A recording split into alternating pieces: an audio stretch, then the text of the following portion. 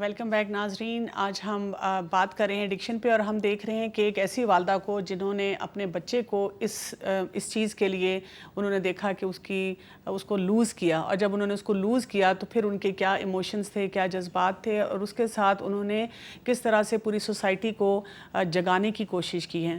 So Christina, I would like to come back to you that once you went through this initial shock, and how did you think of like organizing something to help the community and the society?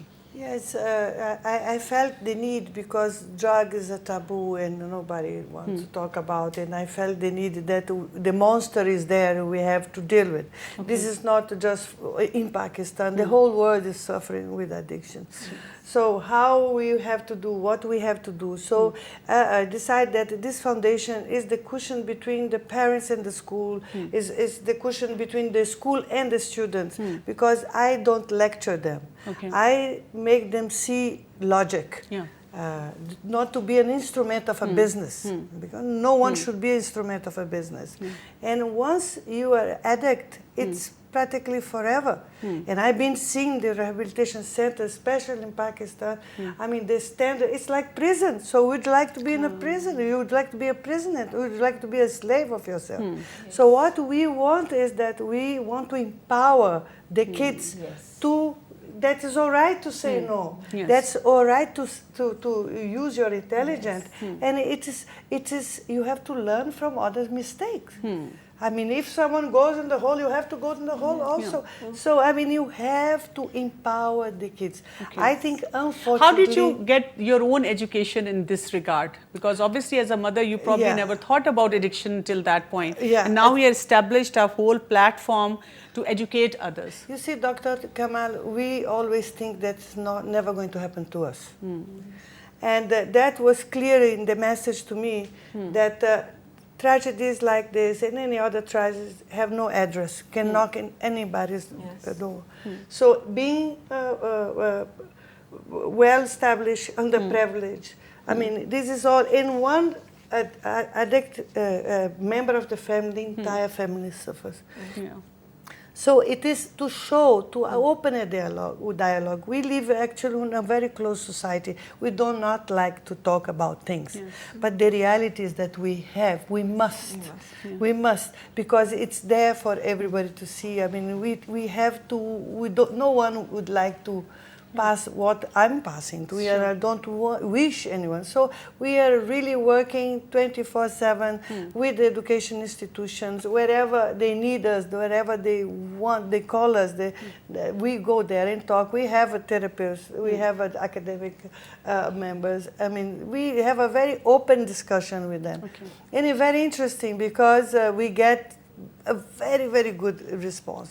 اچھا فرح، انہوں نے جو بات کی ہے کہ ہم بات نہیں کرنا چاہتے، ہمارے لیے یہ ٹیبو ہے، تو آپ تو بہت ساری چیزیں لوگوں سے نکلوا لیتی ہیں جب آپ اپنے مارننگ شو میں بیٹھتی ہیں. یہ آپ ہمیں بتائیں کہ لوگوں کو ہم اس ورڈ پہ کیسے لے کر آئیں کہ لوگ اس کے بارے میں اوپنلی بات کریں، ان کی شیم ختم ہو. یعنی ایک ایڈکٹ بھی آ کے کہہ سکے کہ میں نشے میں مبتلا ہوں، میری مدد کرو. ایک ماں بھی بات کر سکے، ایک ٹیچر بھی بات کر سکے.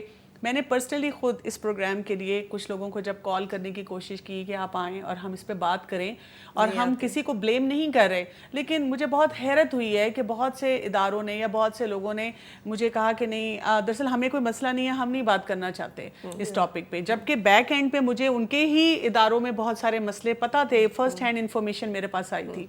اس چیز کو ہم کیسے ٹھیک کریں گے کہ اس ٹیبو سے نکلا جائے؟ ڈاکٹر کمل، ڈینائل ایک رویہ ہے.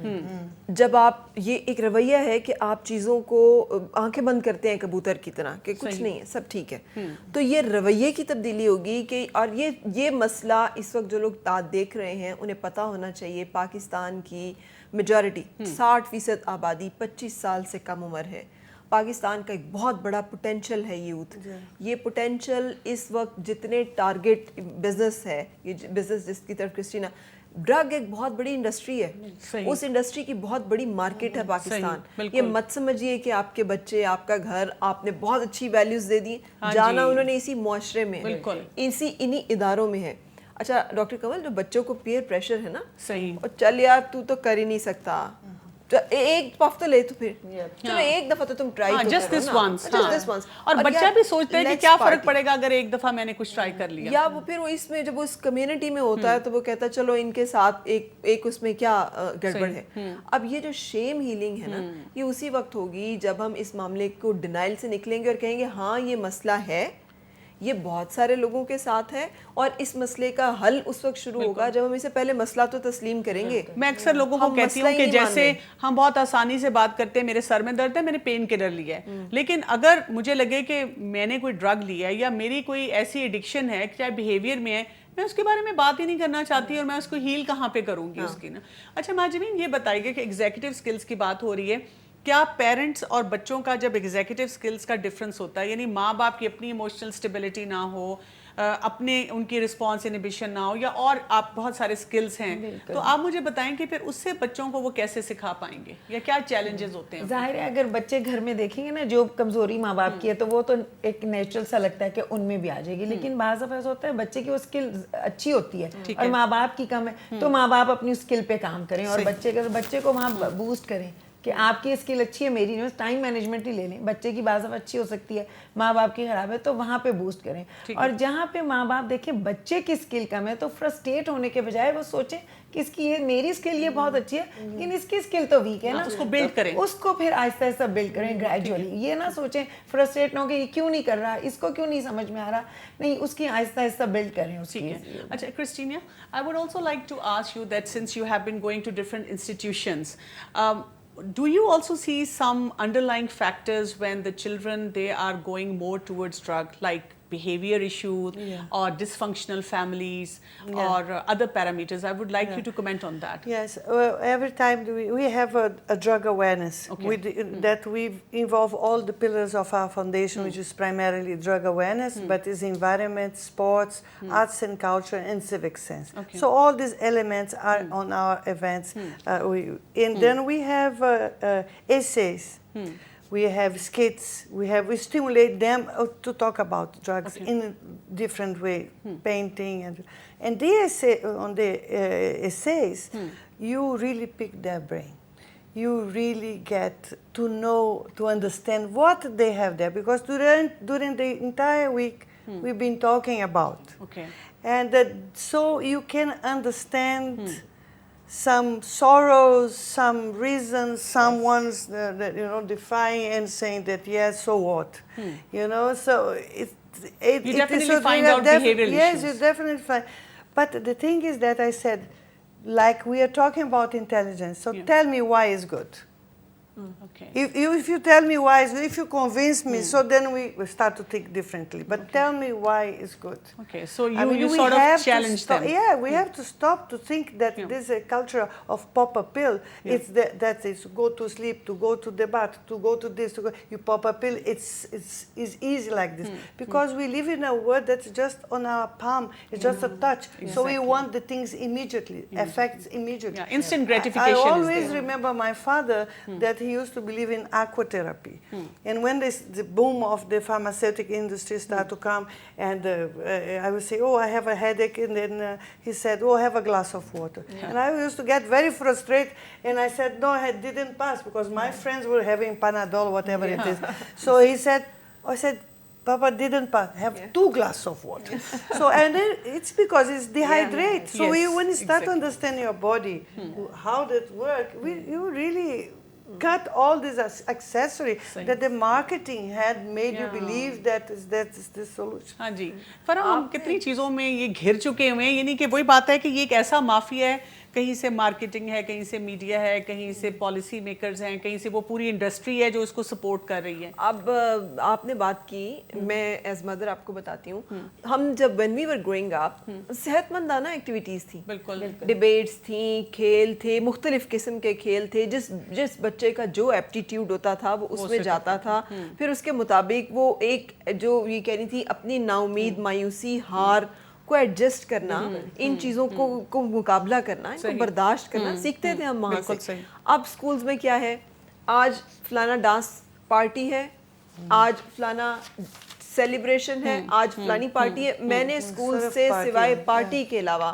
اور کوئی چیز سنی نہیں. اب آپ نے پارٹی میں جانا ہے تو بچے آج کل پارٹی کا ماحول بھی چاہتے ہیں. اور ڈاکٹر کمل یہاں اسلام آباد میں گھروں میں اب تو, اور پورے پاکستان میں اب تو گھروں میں پارٹی رومز بنائے جا رہے ہیں. میرے ساتھ ایک دفعہ ہوا تھا, گیٹ ٹوگیدر. جی بالکل, میں ایک کسی اسکول میں گئی تھی, وہاں پہ ان کا اینول فنکشن تھا پلے گروپ کا, اور اس پلے گروپ میں وہ دکھا رہے ہیں کہ ایک چھوٹا سا بچہ آ رہا ہے اور ایک چھوٹی سی بچی آ رہی ہے, وہ ہاتھ پکڑ کے آگے چل رہے ہیں اور مدرز کلیپ کر کر کے خوش ہو رہی ہیں. اور میں اس وقت یہ سوچ رہی تھی کہ وہ مائیں یہ نہیں سوچ رہی کہ یہی جب بچے بڑے ہوں گے اور جوان ہو کر بھی یہی ایکٹیویٹیز کریں گے اور اس میں اور چیزیں ایڈ ہوں گی, تب کیا انفلوئنسز آپ کیسے روکیں گے؟ جی بالکل, مطلب کیسے آپ نے شروع سے ان کی جو ٹریننگ ہے وہ کیا کیا ہے, پھر آپ انہیں وہی نا بالکل وہ گلا مجھے خداوان مکتب سے ہے یا رب, سبق شاہین بچوں کو دے رہے ہیں خاک بازی کا, سکھا آپ کچھ اور رہے ہیں, نیچر کچھ اور ہے, پھر آپ اس سے گلا کریں. تو ڈاکٹر کمل یہ جو ایشوز ہیں نا کہ ہمارے انسٹیٹیوشنز, ہم اتنے پیسے دیتے ہیں اداروں کو, کیا اسکولز کی یہ ذمہ داری نہیں ہے کہ وہ یہ دیکھیں کہ ان کے کیمپسز ڈرگ فری ہیں؟ کیا یہ سرٹیفیکیشنز ان کی نہیں ہونی چاہیے؟ کیا لا انفورسمنٹ ایجنسیز جو کہ اس چیز کی ذمہ داری ہیں ان کی نہیں؟ یعنی ہر کچھ عرصے کے بعد بچوں کا کوئی ڈرگ ٹیسٹ کریں تاکہ پتہ چلے کہ اگر اس میں کوئی بچے ایسی چیز میں انوالو ہیں, ان کو تھیراپی میں ڈالا جائے. والدین بچوں کو اسکول بھجوا رہے ہیں, انہیں کیا معلوم ہے کہ اسکول میں باقی بچے جو ہیں وہ کس بیک گراؤنڈز کے, یا وہاں پہ دوسرے بچوں سے وہ کیا سیکھ رہے ہیں. اس کا ذمہ دار تو وہ ادارہ ہے نا جہاں سے وہ یہ سب چیزیں لے رہے ہیں. سو میرا خیال ہے کہ یہ جب تک والدین اور ادارے مل کر اس چیز کے اوپر کام نہیں کریں گے, اور اس میں وہی آپ والی بات, جب تک ہم ڈینائل سے نہیں نکلیں گے کہ ہاں یہ مسئلہ ہے اور یہ پاکستان کا مسئلہ بن چکا ہے. اگر ہم نے اپنی بچوں کو, لوگ کہتے ہیں پاکستان جو ہے نا یوتھ بام ہے, یہ ٹیکنگ بام ہے.